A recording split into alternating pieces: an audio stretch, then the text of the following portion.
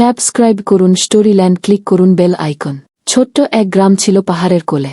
সেখানে সবসময় হালকা বাতাস বয়ে যেত আর পাখির গান শোনা যেত। গ্রামের নাম ছিল ছায়াগ্রাম। নামের কারণ ছিল গ্রামের প্রতিটি জিনিস, গাছপালা, বাড়ি, এমনকি মানুষদেরও ছায়া খুব গভীর আর স্পষ্ট ছিল।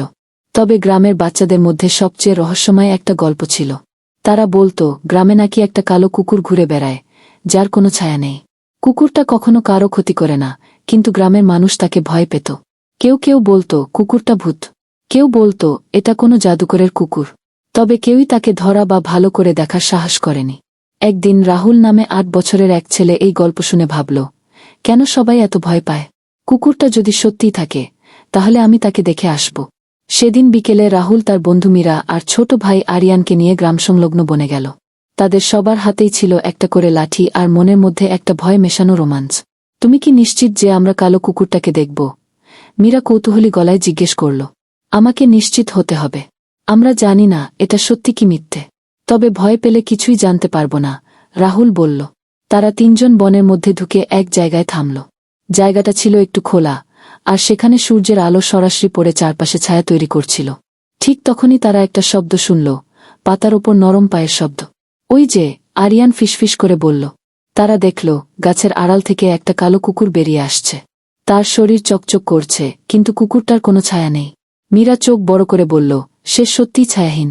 কুকুরটা তাদের দিকে তাকালো, কিন্তু তার চোখে কোনো রাগ বা ভয় নেই, বরং একরকম বিষণ্ণতা।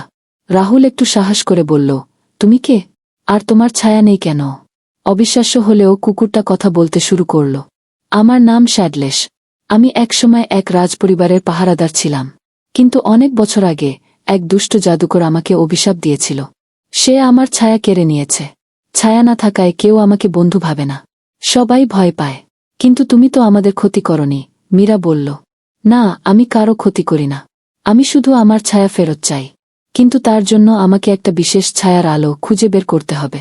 সেটা এই বনের মধ্যেই লুকিয়ে আছে। তবে আমি একা একে খুঁজে বের করতে পারি না, শ্যাডলেশ করুণ গলায় বলল।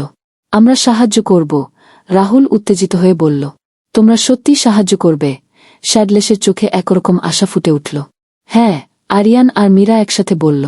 শ্যাডলেশ তাদের একটা মানচিত্র দেখাল। এই মানচিত্র আমাকে এক বৃদ্ধা জাদুকরি দিয়েছিলেন। এতে লেখা আছে ছায়ার আলো খুঁজে পেতে হলে 3টা পরীক্ষা দিতে হবে। তোমরা কি সাহসী? রাহুল মাথা নেড়ে বলল, আমরা সাহসী। তারা মানচিত্র ধরে বনের গভীরে যাত্রা শুরু করল। প্রথম পরীক্ষার জায়গা ছিল একটা পাথুরে পাহাড়। সেখানে লেখা ছিল, যদি ছায়াহীনকে মুক্তি দিতে চাও, তবে ভয়কে জিততে হবে। এটা মানে কি? মীরা জিজ্ঞেস করল। ঠিক তখনই তারা একটা গুহার মুখে পৌঁছাল।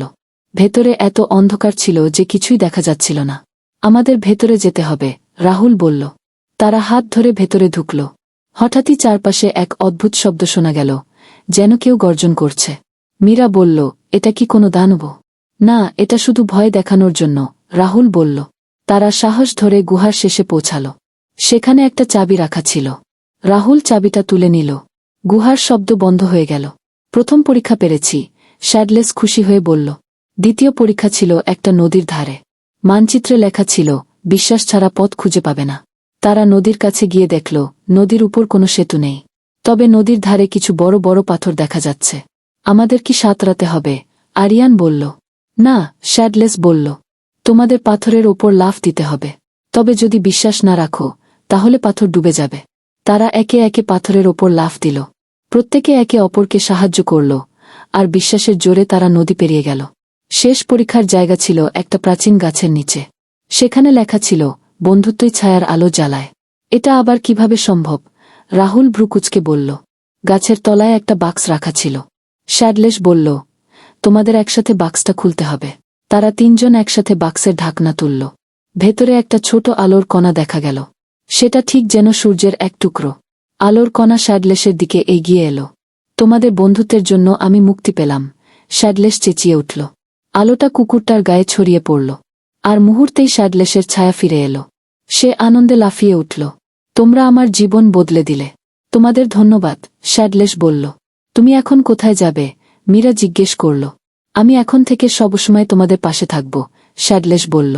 সে সত্যিই কথা রেখেছিল। রাহুল, মীরা আর আরিয়ানের জীবনে শ্যাডলেশ হয়ে গেল তাদের সবচেয়ে বিশ্বস্ত বন্ধু।